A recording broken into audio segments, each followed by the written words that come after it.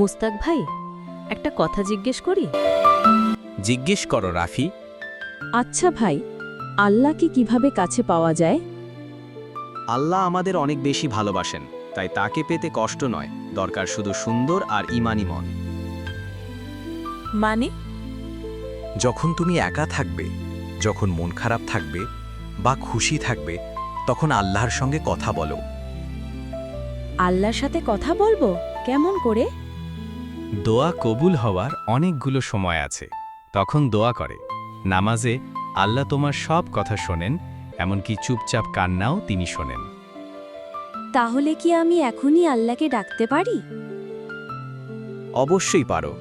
তুমি যদি হৃদয় দিয়ে ডাকো, আল্লাহ অবশ্যই তোমার মনের কথা শুনবে। তিনি তো সবচেয়ে কাছের। তাহলে আজ থেকে আমি আর কারো কাছে না গিয়ে আল্লাহর কাছেই সবকিছু চাবো, আমার যা কিছু প্রয়োজন, এবং আমি আল্লাহর প্রিয় হতে চেষ্টা করব, ইনশাআল্লাহ। এই তো সত্যিকারের বন্ধু আল্লাহ, কখনো ছেড়ে যান না। ভুল করলে ক্ষমা করেন, তাকে চাইতে হবে মন দিয়ে। প্রিয় বন্ধুরা, সাবস্ক্রাইব করতে ভুলো না, আর কমেন্টে লিখে জানান ভিডিওটি আপনাদের কাছে কেমন লেগেছে। আসসালামু আলাইকুম, সবাই ভালো থাকেন। আল্লাহ হাফেজ, দেখা হবে পরের কোনো ভিডিওতে।